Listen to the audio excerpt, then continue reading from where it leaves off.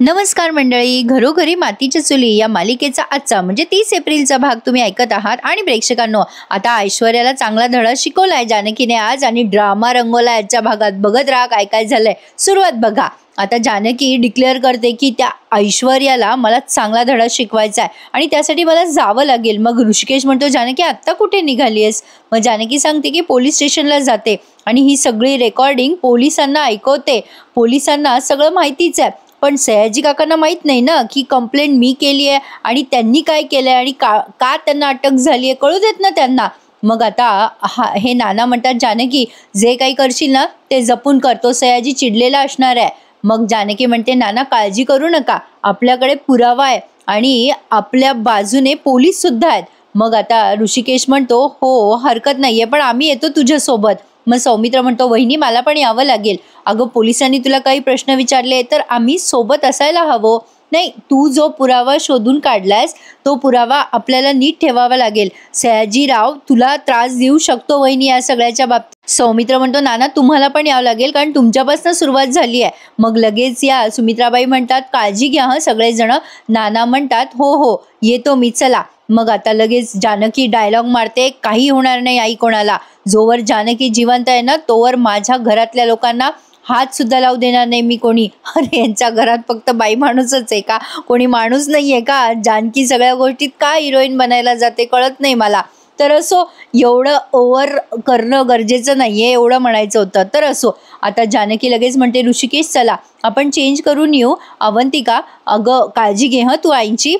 अवंतिकाला घरी बसून ही गेली तिथे पोलीस स्टेशन मध्ये आता धिंगाणा करायला। असो, आता ऐश्वर्या तिथे पोलीस स्टेशनला पोहोचली आणि सयाजीरावला विचारते, डॅडा तुला काही त्रास तर होत नाहीये ना? काय काय झालंय काय हे सगळं? काय हो तुमचं काय चाललंय? आता त्या पोलिसांना ओरडते ऐश्वर्या आणि म्हणते, का आणलंय माझ्या डॅडाला इथे? कोणी कंप्लेंट कोणी केली माझ्या डॅडांच्या अगेन्स्ट? मग जानकी जाऊन तिथे ड्रामा रंगवते आणि म्हणते मी। मग ढंगचिक ढंगचिक ढंगचिक करून त्या जानकीची एंट्री दाखवली। मग सयाजीराव बघतो, पोलीस बघतो, सगळेजण बघतात आणि बघतच राहतात जानकीकडे। मग जानकी म्हणते, मी जानकी रणदिवे मी केली आहे कंप्लेंट या सयाजीरावांची, आणि अशी तशी नाही, पुराव्यानिशी मी कंप्लेंट करते। या पुराव्यावरूनच सगळ्यांना कळणार आहे की नानांचं किडनॅपिंग सयाजीराव यांनीच केलंय। पण लगेच सयाजीराव आरडाओरडा करायला लागतोय, नान्या अरे काय बोलतीये तुझी सून, काही वाटतं का तिला? अरे आपण दोघं लहानपणीचे दोस्त आहोत, आपण असं कधी म्हणजे मी तुझ्या बाबतीत असं कधी वंगाळ वागल करे नान्या? काय चाललंय हे समज? मग नाना लगेच म्हणतात, हो तू असं करू शकतोस सया, अरे चांगली दोस्ती निभावलीस रे तू माझी, आम्ही पण आता आमचं कर्तव्य करतो। जानकी तुझ्याकडे जो पुरावा आहे ना तो दाखव बरं जरा त्या साहेबांना। नाना आता जानकीला पुरावा दाखवायला सांगतात। मग जानकी म्हणते, दाखवायचं काय नाना, खरं तर तो पुरावा आपल्याला ऐकवावा लागणार आहे। उगाचच असं नको वाटायला आपण विनाकारण कोणावर आळ घेतोय। इन्स्पेक्टर साहेब, हा पुरावा नानांच्या किडनॅपिंग मध्ये ज्यांचा हात आहे त्यांना तुम्ही ताब्यात घेतलं त्यासाठी खरं तर तुमचे आधी आभार, पण माझ्याकडचा पुरावा ऐका म्हणजे तुम्हाला कळेल की नानांच्या किडनॅपिंग मागे या सयाजीरावांचाच हात होता आणि खरा बॉस कोण आहे ते। आता जानकीने ती रेकॉर्डिंग सगळ्यांसमोर वाजवली म्हणजे ऐकवली आणि पोलिसांनी आणि त्या सगळ्या लोकांनी ऐकलंय ते सगळं। आता सयाजीराव कसे अडकले या सगळ्या प्रकरणात, म्हणजे त्यांनी कसं अडकवलं ऋषिकेशला या प्रकरणात, हे सगळं त्यांनी बोललेलं पुन्हा पुन्हा ऐकवलं। आता पाठ झालंय ते आपल्या। असो, आता ते सगळं रेकॉर्डिंग ऐकून सयाजीराव जरा टेन्शनमध्ये आले, सारंग टेन्शनमध्ये आलाय। आता ही रेकॉर्डिंगचा ऐकून सगळं तो फोन वगैरे त्या जानकीच्या हातात देतात ते पोलीस। रेकॉर्डिंग ऐकल्यानंतर सयाजीरावांना आले टेन्शन आणि ऐश्वर्याच्या पायाखालची जमीन सरकली आणि तिचा संताप झालाय जानकीवर। आता तो ऋषिकेश म्हणतो, तुमची हिंमत कशी झाली सयाजी काका आमच्या घरात अशी फूट पाडायची आणि आमच्या नानांना किडनॅप करायची? मग लगेच जानकी तिथे हिरोईन बनून एंट्री घेत म्हणते, सयाजी काका तुम्हाला काय वाटलं की आम्ही असे अडकू तुमच्या या प्लॅन मध्ये? आम्ही रणदिवे आहोत, रणदिवे। ऋषिकेश म्हणतो, चिखलात दगड फेकला तर चिखल आपल्याच अंगावर उडतो, हे कळलं असेल ना सयाजीराव तुम्हाला? नाही, डोक्यात हवा गेली ना की ती वादळ घेऊन येते आणि भूकंप निश्चित होतोच। तुम्हाला स्वतःच्या तोंडाने सगळी गरड ओकावीशी वाटली ना, ते बरं झालं ते जानकीने रेकॉर्ड केलं आणि जानकीने ते हुशारीने रेकॉर्ड केलंय बरं का। आणि इन्स्पेक्टर साहेब, हा पुरावा पुरेसा आहे ना यांना अटक करण्यासाठी? मग ते पोलीस म्हणतात, हो पुरेसा आहे। आणि जानकी रणदिवे तुम्ही खूप मोठा पुरावा आणलाय, ही केस लगेच सॉल्व्ह होणार आहे आणि पोलीस तुमचे आभार मानतायत त्यासाठी. मग जानकी म्हणते थँक्यू. मग सयाजीराव म्हणतात ती जानकी खोटारडी आहे, हे रणदिवे खोटारडे आहेत, माझा आवाज ऐकून कोणतरी रेकॉर्डिंग केली आहे, हे सगळे मुद्दाम माझ्या म्हणजे वाईटावर टपलेले, यांच्यावर विश्वास ठेवू नका. पण आता पोलीस त्यांना जेलमध्ये टाकून देतात आणि म्हणतात जे जे बडबड करायची ती कोर्टात करा, आता इथे बडबड नाही करायची. ओ जाओ, यांना घेऊन जा. आता सयाजीराव तिथे लॉकअपमध्ये गेलेत आणि आता ऐश्वर्या तिथे गयावया करत असते. हे बघा, ऐकून घ्या इन्स्पेक्टर, हे बघा माझ्या डॅडाने काही केलेलं नाही आहे. पण आता ऐश्वर्याचं कोणीच तिथे ऐकून घेत नाही. ते पोलीस निघून जातात. आता नाना पण निघून जातात, ऋषिकेशही निघून जातो आणि राहतात नेहमीप्रमाणे जानकी आणि ऐश्वर्या मागे. मग आता जानकी ऐश्वर्याला धमकी देत म्हणते, बघ बघ ऐश्वर्या, अगं दुसऱ्यांचं वाईट केल्यावर काय होतं, शेवटी तुलाच जावं लागलं ना पोलीस स्टेशनमध्ये. तुझ्या वडिलांना किती वेळेला सांगितलं होतं, तुला समजून सांगितलं होतं, पण नाही, तुला 2 भावांमध्ये भांडणं लावायची होती ना, गैरसमज करवून द्यायचे होते. पण काय झालं, तुझेच डॅडा अडकले. आता तुझेच आभार मी मानायला हवे. कल्पना तुझीच होती ना, साडी वगैरे बदलून हे सगळं नाटक करायची, तुझीच कल्पना मी वापरली तुझ्या विरुद्ध आणि तुलाच अडकवलं. अहो सारंग भाऊजी, साडीला लागलेले मातीचे डाग धुतले जाऊ शकतात, पण पापांच्या डागांचं काय, ते धुतले नाही जाऊ शकत. अगं ऐश्वर्या, तुझ्या वडिलांपेक्षा जास्ती मी तुला ओळखायला लागले ग, तुला कोळून प्यायले मी. तुला काय वाटलं तुलाच सगळं करता येतं, मला नाही येणार? अगं यालाच म्हणतात ऐश्वर्या, जशाला तसं वागणं. आता हे सगळेचे सगळे ऐश्वर्याकडे बघतात. आता ऋषिकेश आणि नाना आलेत. आता सारंगकडे बघून नाना अरे अरे अरे अरे असं म्हणजे मान हलवतात. मग आता ऋषिकेश म्हणतो चला. सौमित्र म्हणतो हो चला, आपलं काम झालंय. मग जानकी म्हणते हो सौमित्र भाऊजी, आपलं काम झालंच आहे. पण आता मात्र सौमित्र या सारंगला ऋषिकेश या सारंगला लुक देतो. सारंगच्या समोर येतो तेव्हा सारंग खूप टेन्शनमध्ये आलेला असतो.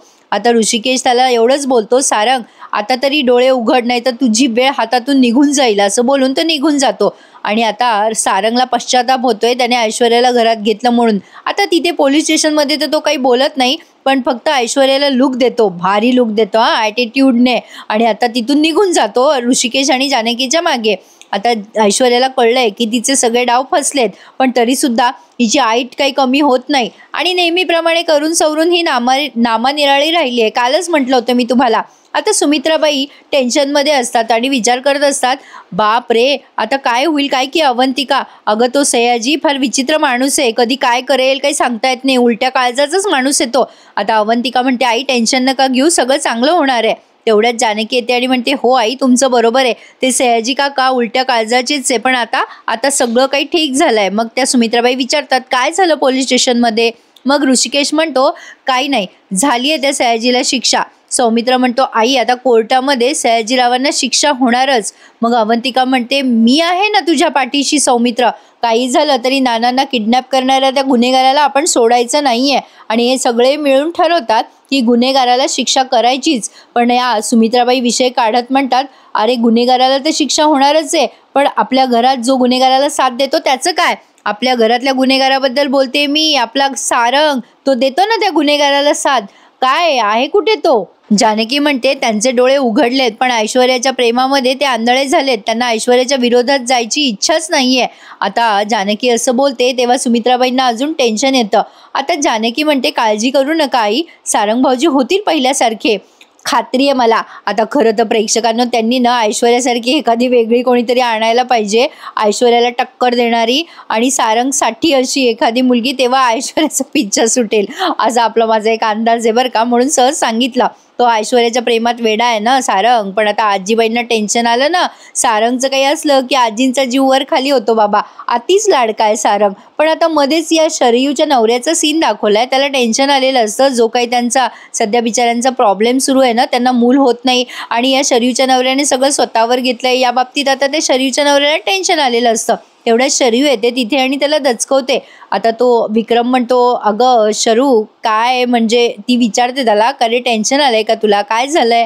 मग आता तो म्हणतो काही नाही. मग आता ती शरू म्हणते अच्छा आता आपल्याला म्हणजे तुझ्यात प्रॉब्लेम आहे हे ऐकून तुला टेन्शन आलंय का विक्रांत. मग तो म्हणतो अगं असं का बोलते शरू. मग शरू म्हणते अरे तसं नाही रे, गंमत केली मी तुझी, पण इतकं का टेन्शन घेतोयस, अरे तुझ्यात जरी प्रॉब्लेम असला तरी आपण ट्रीटमेंट घेऊयात ना, होईल सगळं नीट. आता त्याला बिचारायला कळे ना हिला उत्तर द्यावं तर काय द्यावं. ती शरयू म्हणते जाऊ दे, आता एवढी टेक्नॉलॉजी पुढे गेली आहे, सगळं काही छान होईल आणि आपल्याला सोड रे, टेन्शन नको घेऊस विक्रांत, आपल्याला पण लवकर मूल होईल. मी आलेच घरामध्ये दूध ठेवलंय बघ तापत, असं म्हणून ती निघून जाते. पण आता हा विक्रम विचार करतो की आता तुला कसं सांगू मी शरू की काय आहे आणि काय नाही. मी हे सत्य सगळ्यांच्या समोर पण आणू शकत नाही, कारण त्यामुळे खूप अडचणी येऊ शकतात. थोडक्यात सांगायचं म्हणजे विक्रांतला कळायला म्हणजे कळत नाही करावं तर करावं तरी काय. पण आता बघा इकडे सारंग संतापला ना ऐश्वर्यावर. आता आल्या आल्या तो त्याचा कोट फेकून देतो आणि तनफन करायला लागतो ऐश्वर्यावर. ऐश्वर्या ऐश्वर्या तुम्ही असं का वागलात? मी किती किती विश्वास ठेवला होता तुमच्यावर, पण तुम्ही माझ्या विश्वासाचा खून केलाय. ऐश्वर्या त्याला लाडी लाडी बोलत असते. ऐका ना सारंग, अहो शांत व्हा ना. आता सारंग म्हणतो काय ऐकू काय ऐश्वर्या, अहो तुम्हाला माहित होतं तुमच्या डॅडाने हे सगळं केलं, पण तुम्ही माझ्यापासून लपवलं. सगळं खोटं बोललात तुम्ही माझ्याशी, तुमच्या डॅडांना पाठीशी घातलं. अहो लाज नाही वाटली का हो तुम्हाला माझ्याशी असं वागताना? खोटं बोलत राहिल्या हो तुम्ही, एका शब्दाने नाही सांगितलं मला. आता ऐश्वर्या नाटकीपणा करत म्हणते अहो सारंग मला काहीच माहित नव्हतं, मला आत्ता कळतंय हे सगळं. मग सारंग म्हणतो खोटारड्या, खोटं बोलता ना तुम्ही, प्रत्येक वेळेला खोटं बोलत आल्यात तुम्ही. ऐश्वर्या तुमच्यावर किती विश्वास ठेवला होता मी. अरे माझ्या नानांनी स्वतःच्या तोंडाने सांगितलं होतं की ऐश्वर्याने ढकललं मला, पण तरी मी तुमच्यावर विश्वास ठेवलं. तुम्ही सांगितलं की नाही मी ढकललं, तर मी तुमच्यावरच विश्वास ठेवला. मी प्रेम करत होतो तुमच्यावर. आजपर्यंत मी कोणावर एवढा विश्वास ठेवला नाही तितका तुमच्यावर ठेवला. तुम्ही असं वागायला नको होतं माझ्यासोबत. आता मी माझ्या घरच्यांना काय तोंड दाखवू? मी माझ्या दादाला माझ्या वहिनीला कसं सामोरं जाऊ? काय करू मी? बोला ना ऐश्वर्या, बोला कसं सामोरं जाऊ माझ्या घरच्यांना? पण आता ही चुपचाप बसली आहे, हिच्याकडे काही उत्तरच नाहीये ना. आता सारंग म्हणतो ऐश्वर्या फसवलं तुम्ही मला, खूप मोठं फसवलं. का केलं तसं? बोला ना का केलं? काय करू मी आता ऐश्वर्या? कुठे जाऊ? कोणाला तोंड दाखवू माझं हे सांगा. आता ऐश्वर्या म्हणते ऐका ना माझं सारंग. पण सारंग आता तिचा हात झटकत असतो आणि रडत असतो. आता ऐश्वर्या बघा नेहमीप्रमाणे ड्रामा करते आणि म्हणते ऐका ना सारंग, मी जे बोलते ते ऐका ना, पूर्ण ऐका. हे बघा जर नाही बसला ना तुमचा विश्वास तर द्याल तुम्ही शिक्षा, मी भोगेन हो. हे बघा मी पाय धरते तुमचे, मी हात जोडते, तुम्ही शांत व्हा सारंग शांत व्हा. हे बघा मला सांगा तुम्ही ती ऑडिओ क्लिप ऐकली का? पूर्ण ऐकली का शेवटपर्यंत? सारंग म्हणतो हो ऐकली ऐश्वर्या, शेवटपर्यंत ऐकली. तुमच्या डॅडाने सांगितलंय त्यात की त्यांनीच किडनॅप केलं नानाला आणि मारायचा प्रयत्न पण केला. चला माझ्यासोबत व्हा आता घराच्या बाहेर. आता लगेच ऐश्वर्या त्याचा हात झटकते आणि म्हणते नाही सारंग मी नाही जाणार घराच्या बाहेर. तुम्ही ऐकलं का सगळं ऐकलं का? सारंग म्हणतो किती वेळ सांगू मी तुम्हाला ऐकलं म्हणून सगळं, तेच काय बोलताय ऐश्वर्या? ऐश्वर्या म्हणते नाही सारंग माझं बोलणं पूर्ण ऐकून घ्या. तुम्ही सगळी क्लिप ऐकली का? ती शेवटपर्यंत ऐकली का? सारंग म्हणतो हो ऐकली म्हणून सांगितलं ना. ऐश्वर्या म्हणते मग माझं नाव होतं का त्याच्यात सारंग? अहो तुम्ही त्याच्यात असं ऐकलं का की ऐश्वर्याने केलंय सगळं, यात ऐश्वर्याचा हात आहे? सांगा ना सारंग, असं ऐकलं का तुम्ही? आता सारंग नेहमीप्रमाणे चिडीचूप झालाय. ऐश्वर्याच्या या प्लॅनवरती आता तो फसतो का हे पुढच्या भागात तुम्हाला कळणार आहे, कारण ऐश्वर्या त्याला खूप लाडीगोडी लावते आणि म्हणते विश्वास ठेवा सारंग. अहो मी तुमचा विश्वासघात कधीच करणार नाही. काय कॉन्फिडेंटली खोटं बोलते नाही. ऐश्वर्या म्हणते माझं खूप प्रेम आहे हो तुमच्यावर, अहो मी खरंच तुमचा विश्वासघात करणार नाही. मी खरं ते सांगते तुम्हाला, माझ्या डॅडांनी जे केलं त्याची शिक्षा मला देऊ नका. सारंग प्लीज विश्वास ठेवा माझ्यावर. आहे ना तुमच्यावर विश्वास? नाही तुमचा माझ्यावर विश्वास आहे ना? मला एक संधी द्या, मी सगळं सांगते तुम्हाला. प्लीज सारंग, अहो माझी साथ द्याल का तुम्ही? आता हिला माहिती आहे प्रेक्षकांनो, सारंगने जर हिच्या साथ सोडली तर हिला या घरात जागा मिळणार नाही, म्हणून त्याला लाडीगोडी लावत असते आणि खोटं नाटं बोलत असते. आता इथे त्यांनी हा एपिसोड संपवला, पण आता पुढच्या भागात तुम्हाला दिसणार आहे की सारंगने हिच्यावर विश्वास ठेवला नाहीये ऐश्वर्यावर. तो म्हणतो तुम्ही खोटं बोललात आणि माझा विश्वासघात केला ऐश्वर्या, तुम्ही माझ्या घराला लागलेला डाग आहात. सारंग ऐश्वर्याला सांगताना दिसतोय की तुम्ही नागिण आहात माझ्या गळ्याभोवती पडलेल्या आणि या घरात असलेल्या, आणि तुम्हाला आता मी या घरात स्थान देणार नाही असं म्हणून सारंग ऐश्वर्याला बाहेर काढून देतो आणि दरवाजा लावून घेतो घराचा. आता सारंगची अवस्था पाहून ऋषिकेश आणि जानकीला कसं तरी होतं, तो रडत असतो. आता प्रेक्षकांनो माझा असा अंदाज आहे हे स्वप्न आहे की सत्य, म्हणजे तुम्ही कमेंट करून सांगा मला काय वाटतं तुम्हाला. असा होता आजचा पूर्ण घरोघरीचा भाग. तुम्हा सगळ्यांना अक्षय तृतीयेच्या शुभेच्छा. भेटूयात उद्याच्या नवीन भागासहित. तोपर्यंत धन्यवाद.